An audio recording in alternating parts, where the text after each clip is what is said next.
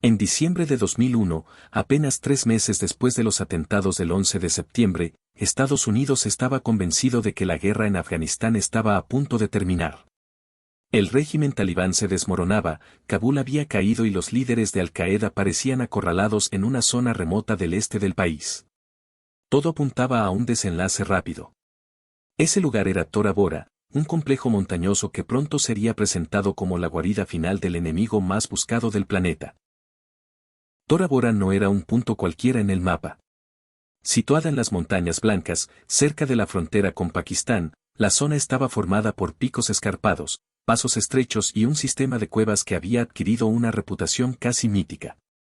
Durante la Guerra Fría, esos túneles habían sido ampliados con ayuda extranjera para resistir bombardeos soviéticos. En 2001, ese mismo terreno se convertiría en el escenario de una cacería global. El objetivo era claro: capturar o eliminar a Osama Bin Laden, líder de Al-Qaeda y rostro visible de los ataques que habían sacudido al mundo. Para Washington, Tora Bora representaba la oportunidad perfecta para cerrar el conflicto con un golpe decisivo. La narrativa oficial hablaba de un cerco inminente, de fuerzas enemigas atrapadas y de un final inevitable. Pero esa confianza ocultaba una serie de decisiones críticas que, con el tiempo, serían vistas como uno de los errores más costosos de la llamada guerra contra el terrorismo. A diferencia de otras operaciones, Estados Unidos no desplegó grandes unidades de infantería regular para sellar el terreno. En su lugar, optó por una estrategia basada en fuerzas especiales, apoyo aéreo masivo y el uso de milicias afganas locales. La idea era rápida y flexible: bombardear posiciones enemigas, empujar a Al-Qaeda fuera de las cuevas y permitir que aliados locales cerraran el cerco terrestre. Sobre el papel, parecía eficiente. En la práctica, dejaba demasiadas variables fuera de control. Las milicias afganas que lideraban el avance terrestre tenían sus propios intereses, lealtades cambiantes y una relación ambigua con el enemigo. Algunos combatientes habían luchado contra los talibanes, otros habían negociado con ellos durante años. En una región donde las alianzas se modificaban según el contexto, confiar el cierre de un objetivo estratégico de alcance mundial a fuerzas irregulares era una apuesta arriesgada desde el inicio. Mientras tanto, los bombardeos estadounidenses comenzaron a sacudir las montañas de Tora Bora con una intensidad devastadora. Aviones y bombarderos lanzaban ataques constantes sobre supuestas entradas de túneles y posiciones enemigas.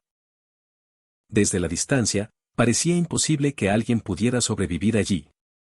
Las imágenes térmicas y los informes de inteligencia sugerían movimientos caóticos dentro del complejo.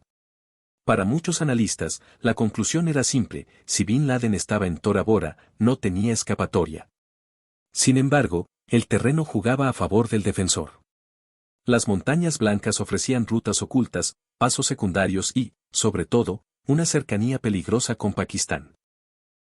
La frontera era porosa, difícil de controlar incluso en tiempos de paz. Sellarla requería una presencia terrestre masiva y coordinada, algo que nunca se implementó por completo. Esa omisión sería decisiva. Dentro de Tora Bora, los combatientes de Al-Qaeda no estaban desorganizados ni atrapados en pánico permanente. Aprovechaban el terreno, se movían de noche y utilizaban mensajeros para coordinar retiradas parciales. A diferencia de la imagen popular de un enemigo acorralado, lo que ocurría era una retirada escalonada, diseñada para ganar tiempo y abrir rutas de escape. Las fuerzas especiales estadounidenses en el terreno comenzaron a advertir el problema. Informes posteriores señalarían que hubo solicitudes explícitas para desplegar tropas adicionales que bloquearan los pasos hacia Pakistán. Esas peticiones no se tradujeron en órdenes inmediatas. El énfasis seguía puesto en el poder aéreo y en la idea de que las fuerzas locales serían suficientes para cerrar cualquier brecha. A medida que avanzaban los combates, comenzaron a circular rumores inquietantes. Comunicaciones interceptadas sugerían que Bin Laden seguía con vida y que su entorno inmediato se estaba desplazando. Algunos informes indicaban incluso que había estado herido, pero aún operativo. La posibilidad de que escapara empezaba a dejar de ser teórica. El clima empeoraba la situación. El invierno en Tora Bora traía nieve, frío extremo y visibilidad limitada. Las operaciones terrestres se ralentizaban. Las milicias locales negociaban pausas, retrasaban avances o simplemente no presionaban con la intensidad esperada. Cada hora perdida habría nuevas oportunidades para el enemigo. Lo que estaba en juego no era solo la captura de un individuo, sino el mensaje político y simbólico que esa captura representaba. Atrapar a Bin Laden en Tora Bora habría significado una victoria contundente y temprana para Estados Unidos. Habría cambiado el curso psicológico de la guerra. En su lugar, la operación avanzaba con una sensación creciente de oportunidad desperdiciada. En esos días críticos de diciembre, la narrativa pública seguía siendo optimista. Se hablaba de una victoria inminente, de cuevas selladas y de un enemigo al borde del colapso. Pero en el terreno, la realidad era mucho más ambigua. Las montañas seguían abiertas. La frontera seguía sin sellar. Y el enemigo más buscado del mundo todavía no estaba bajo custodia. Antes de continuar con el video, recuerda suscribirte si estás disfrutando y aprendiendo algo nuevo. Apoya al canal con un like y comenta qué otras batallas quisieras escuchar. Continuemos. A medida que diciembre de 2001 avanzaba, la operación en Tora Bora entró en su fase más crítica. Sobre el papel, el cerco parecía cerrarse. Los bombardeos continuaban día y noche, las fuerzas especiales estadounidenses estaban desplegadas en puntos clave y las milicias afganas avanzaban lentamente hacia las zonas altas. Sin embargo, en la práctica, el anillo alrededor del objetivo estaba lleno de grietas. Grietas lo suficientemente grandes como para que un enemigo experimentado pudiera explotarlas. Las fuerzas especiales en el terreno comenzaron a detectar un patrón inquietante. Los combatientes de Al-Qaeda no estaban luchando hasta el final ni defendiendo posiciones de forma rígida. Se replegaban. Atacaban brevemente y desaparecían. Abandonaban cuevas que habían sido bombardeadas y reaparecían en sectores inesperados. No se comportaban como un enemigo derrotado, sino como uno que ganaba tiempo para algo más importante, escapar. Uno de los factores más problemáticos fue la dependencia casi total de milicias afganas locales para el combate terrestre directo. Estas fuerzas, aunque conocían el terreno, tenían motivaciones muy distintas a las de Estados Unidos. Para muchos de sus comandantes, la prioridad no era capturar a Osama Bin Laden, sino negociar rendiciones, obtener recompensas o simplemente evitar bajas propias. En más de una ocasión, se reportaron pausas en el combate coincidiendo con supuestas negociaciones con el enemigo. Estas pausas fueron letales desde el punto de vista estratégico. Cada alto al fuego informal permitía a Al-Qaeda reorganizarse, mover combatientes heridos y, lo más importante, explorar rutas de salida. Las montañas blancas ofrecían pasos secundarios poco vigilados, utilizados durante décadas para el contrabando y el tránsito clandestino. Sin una fuerza convencional que sellara físicamente esos pasos, el terreno seguía siendo permeable. Desde el aire, la situación parecía engañosamente favorable.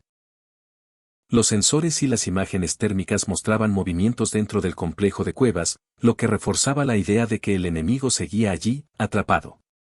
Pero esas mismas imágenes no podían mostrar lo que ocurría más allá de las crestas, en los senderos ocultos que descendían hacia Pakistán. La guerra tecnológica tenía un punto ciego fatal, no podía sustituir la presencia humana sobre el terreno.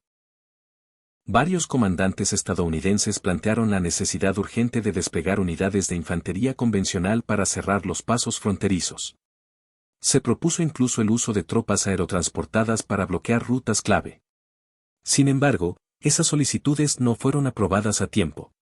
La prioridad política seguía siendo mantener una huella militar ligera, evitar grandes despliegues y confiar en aliados locales. Esa decisión, tomada para limitar riesgos inmediatos, tendría consecuencias a largo plazo incalculables. Mientras tanto, los combates se intensificaban en sectores específicos de Tora Bora. Las fuerzas especiales guiaban ataques aéreos con precisión letal. Cuevas colapsaban. Posiciones defensivas eran destruidas. Varios líderes de Al-Qaeda murieron en esos enfrentamientos. Todo eso reforzaba la percepción de que el objetivo principal no podía estar lejos. Pero cada victoria táctica ocultaba una realidad incómoda, el enemigo principal aún no estaba a la vista. Las comunicaciones interceptadas empezaron a cambiar de tono. En lugar de órdenes de resistencia, se detectaban mensajes de repliegue y despedida. Algunas fuentes de inteligencia interpretaron esto como señales de derrota inminente. Otras, más cautas, lo vieron como indicios de una retirada planificada. Esa ambigüedad no se resolvió a tiempo. El papel de Pakistán añadía otra capa de complejidad. Aunque oficialmente colaboraba con Estados Unidos, el control efectivo de la frontera era limitado. Las fuerzas pakistaníes no estaban desplegadas en número suficiente para bloquear todos los pasos. Además, la región tribal ofrecía refugio natural a combatientes experimentados. Para alguien como Bin Laden, cruzar esa frontera no significaba el final, sino el inicio de una nueva fase de clandestinidad. En el terreno, algunos combatientes afganos aliados comenzaron a mostrar señales claras de desinterés por continuar la presión. El cansancio, el frío extremo y la falta de incentivos inmediatos reducían su ímpetu. Para ellos, Tora Bora no era una guerra existencial, sino un episodio más en un conflicto interminable. Esa diferencia de percepción fue crucial. Mientras Estados Unidos buscaba un cierre simbólico y definitivo, sus aliados locales operaban con lógicas mucho más pragmáticas. A mediados de diciembre, los indicios de que el objetivo principal podía haber escapado se volvieron imposibles de ignorar. Algunos combatientes capturados afirmaban que Bin Laden ya no estaba en la zona. Otros decían haberlo visto partir hacia el este, escoltado por un pequeño grupo. Ninguna de esas informaciones fue confirmada de inmediato, pero el simple hecho de que circularan mostraba que el cerco no había sido hermético. Pese a ello, la narrativa pública seguía hablando de éxito. Se anunciaban cifras de enemigos abatidos, toneladas de explosivos lanzados y cuevas destruidas. Desde fuera, Tora Bora parecía una victoria aplastante. Desde dentro, comenzaba a aparecer una oportunidad que se deslizaba entre los dedos. La falta de una acción decisiva para cerrar el anillo era cada vez más evidente. El momento clave llegó sin una escena dramática. No hubo un enfrentamiento final ni una captura fallida transmitida al mundo. Simplemente, un día tras otro, las señales del enemigo se desvanecieron. Los bombardeos continuaron, pero ya no había objetivos claros. Las cuevas estaban vacías. El silencio se extendió por sectores que antes servían de actividad. Tora Bora había sido golpeada, pero no sellada. La confirmación de que Osama Bin Laden había escapado de Tora Bora no llegó como un anuncio oficial contundente, sino como una realización lenta y amarga. Primero fueron informes contradictorios. Luego, el silencio prolongado en las zonas donde se suponía que estaba atrincherado. Finalmente, la ausencia total de señales verificables. El enemigo más buscado del mundo no había muerto bajo las bombas ni había sido capturado en una cueva. Simplemente ya no estaba allí. Cuando las fuerzas estadounidenses y sus aliados revisaron a fondo el complejo montañoso, lo que encontraron fue inquietante. Túneles vacíos, posiciones abandonadas, restos de campamentos improvisados y huellas de una retirada organizada. No había cadáveres que confirmaran la eliminación del objetivo principal. No había pruebas concluyentes. Tora Bora, presentada durante semanas como el final inevitable, se revelaba ahora como un escenario vacío. El golpe psicológico fue profundo. En Washington, la reacción inicial fue minimizar el problema. Se insistió en que la operación había sido un éxito táctico. Cientos de combatientes enemigos abatidos, infraestructura destruida, Al-Qaeda severamente debilitada. Todo eso era cierto, pero no respondía a la pregunta central que comenzaba a dominar el debate interno y público: ¿cómo había podido escapar el hombre que había desencadenado la mayor cacería humana de la historia moderna?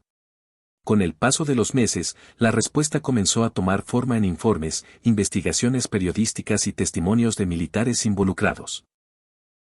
El error fundamental no había sido la falta de potencia de fuego ni de tecnología, sino una decisión estratégica: no sellar físicamente el terreno con tropas suficientes. Tora Bora fue atacada, bombardeada y presionada, pero nunca fue cerrada. Y en guerra, presionar no es lo mismo que bloquear. Las fuerzas especiales en el terreno habían advertido ese riesgo. Varios testimonios posteriores señalarían que se solicitó explícitamente el despliegue de infantería convencional para bloquear los pasos hacia Pakistán. Se habló incluso de lanzar tropas aerotransportadas para cortar rutas de escape clave. Esas opciones fueron descartadas por considerarse innecesarias o demasiado arriesgadas en ese momento. La prioridad política era evitar una imagen de ocupación masiva y mantener la huella militar al mínimo. Esa decisión reflejaba una visión más amplia de la guerra en sus primeros meses. Estados Unidos buscaba una victoria rápida, flexible y tecnológica. Confiaba en que el poder aéreo, combinado con aliados locales, sería suficiente para derrotar a un enemigo que no tenía tanques ni ejércitos regulares. Tora Bora expuso los límites de esa visión. Contra un adversario dispuesto a desaparecer, la tecnología sin presencia física resultó insuficiente. El papel de las milicias afganas fue otro factor clave. Aunque combatieron y sufrieron bajas, su compromiso no era absoluto. Para muchos de sus líderes, Al-Qaeda no era un enemigo existencial, sino un actor más dentro de un entramado local complejo. Algunos testimonios sugieren incluso que se permitieron retiradas negociadas. Aunque estas afirmaciones siguen siendo objeto de debate, reflejan una realidad incómoda. Los intereses locales no siempre coincidían con los objetivos estratégicos globales de Estados Unidos. La frontera con Pakistán fue, en última instancia, el elemento decisivo. Porosa, montañosa y prácticamente imposible de controlar sin una presencia masiva, se convirtió en la válvula de escape perfecta. Una vez al otro lado, Bin Laden entró en un mundo de refugios tribales, redes clandestinas y complicidades históricas que lo mantendrían oculto durante casi una década. Tora Bora no fue el final de su historia, sino el comienzo de su etapa como fantasma. El impacto de esa fuga fue enorme. Estratégicamente, significó que la guerra no tendría un cierre rápido. Simbólicamente, fue un golpe devastador. Estados Unidos había prometido justicia rápida y visible. En su lugar, obtuvo una victoria incompleta, difícil de explicar a una opinión pública que esperaba un desenlace claro. La narrativa de la guerra contra el terrorismo quedó marcada desde ese momento por una sensación de oportunidad perdida. Con el tiempo, Tora Bora se convirtió en un punto de referencia obligado en cualquier análisis crítico del conflicto afgano. Fue el que hubiera pasado si, más recurrente. ¿Qué habría cambiado si Bin Laden hubiera sido capturado o eliminado en 2001? Muchos analistas coinciden en que la dinámica de la guerra habría sido radicalmente distinta. Sin su figura, Al-Qaeda habría perdido cohesión y capacidad simbólica. La prolongación del conflicto no habría sido inevitable, pero sí menos probable. En cambio, la fuga reforzó el mito del líder intocable. Bin Laden pasó de ser un fugitivo a una leyenda viva. Cada año que sobrevivía era presentado como una humillación para la mayor potencia militar del mundo. Esa narrativa alimentó la propaganda y facilitó el reclutamiento. Tora Bora, sin proponérselo, contribuyó a fortalecer al enemigo que buscaba destruir. Para los militares involucrados, la operación dejó una sensación amarga. Muchos sabían que habían estado cerca. Demasiado cerca. La combinación de informes de inteligencia, interceptaciones y testimonios posteriores sugiere que Bin Laden estuvo en la zona durante los días más intensos de la operación. No se trató de una ausencia total, sino de una ventana que se cerró lentamente. Una ventana que pudo haberse sellado, pero no se selló. Años después, cuando Bin Laden fue finalmente localizado y eliminado en Abbottabad, Pakistán, la sombra de Tora Bora volvió a aparecer. El éxito de 2011 contrastó con el fracaso de 2001. La diferencia fue clara, un cerco absoluto, una operación directa, sin intermediarios locales y con control total del objetivo. Era, en muchos sentidos, la corrección tardía de un error antiguo. Históricamente, la operación de Tora Bora representa una lección dura sobre la guerra moderna. Demuestra que la superioridad tecnológica no sustituye la necesidad de controlar el terreno. Que los aliados locales, por valiosos que sean, no pueden asumir por completo objetivos estratégicos globales. Y que en ciertos momentos, la decisión de no escalar puede tener consecuencias más graves que el riesgo que se intenta evitar. Tora Bora también dejó una marca profunda en la política estadounidense. Alimentó debates sobre el uso de la fuerza, la delegación de responsabilidades y la definición misma de victoria. Fue el primer gran recordatorio de que la guerra contra el terrorismo no sería corta ni clara, sino larga, difusa y llena de decisiones imperfectas. En última instancia, la operación de Tora Bora no falló por falta de fuego ni de voluntad, sino por una brecha entre el objetivo y los medios empleados para alcanzarlo. Se buscaba un cierre definitivo, pero se aplicó una estrategia pensada para una victoria limitada. En esa contradicción, el enemigo más buscado del mundo encontró su oportunidad. Por eso, Tora Bora no se recuerda solo como una batalla en las montañas, sino como el momento en que una guerra pudo terminar, y no lo hizo. Un episodio donde la historia giró en silencio, mientras un hombre cruzaba una frontera invisible y desaparecía durante años. Y donde una decisión tomada en nombre de la prudencia terminó prolongando uno de los conflictos más largos y costosos de la era contemporánea. Gracias por llegar hasta el final del video. Si te gustó, no olvides suscribirte para apoyar al canal y continuar con más batallas olvidadas. Hasta el siguiente video.